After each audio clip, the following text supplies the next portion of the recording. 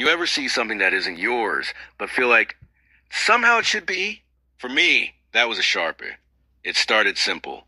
I was working at this very small business, run out of the massive house of my neighbor. Beautiful home, marble floors, open concept everything. And tucked away in the corner of the downstairs office, a supply drawer that looked like a Staples exploded. Pens, labels, highlighters, Post-its, and Sharpies.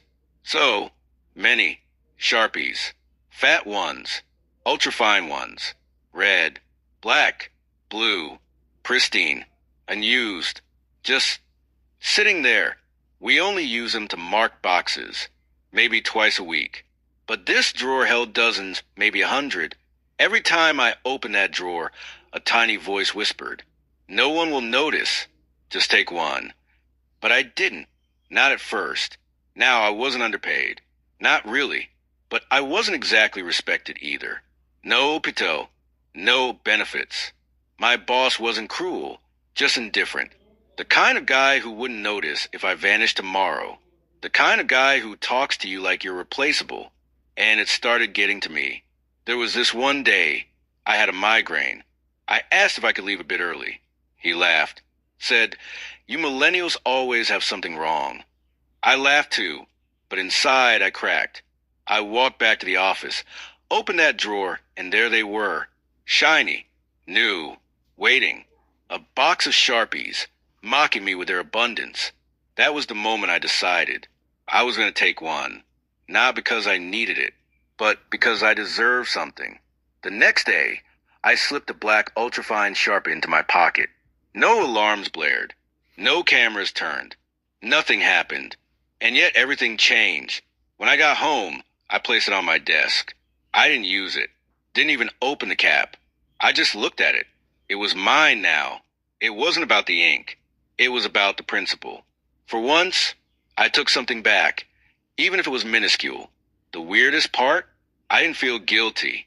I felt seen. Not by others, but by myself. For the first time in months, I felt like I mattered. That I wasn't just some cog in someone else's home office machine. I started standing a little straighter at work. Stopped laughing at every snide comment. Even asked for a day off without apologizing like a kid asking for candy. And here's the kicker. A week later, my boss offered me a Sharpie. Said, "Take one home if you want. We've got 1,000,000. I smiled. "Nah," I said, "I'm good." Because I already had mine. And he'd never know. It wasn't revenge in the traditional sense. There was no dramatic confrontation.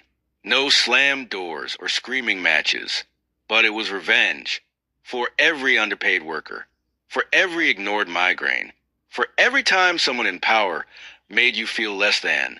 My revenge was small, silent, sharp, and every time I look at that pen on my desk, I remember, sometimes even the smallest act of rebellion can feel colossal. They say justice comes in many forms. For me, it came in the shape of a felt tip marker. One tiny act, one personal victory. I didn't burn bridges. I didn't start a war. I just took back a sliver of dignity and kept it for myself.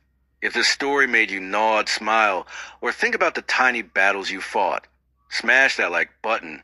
Share your own story of silent rebellion in the comments below.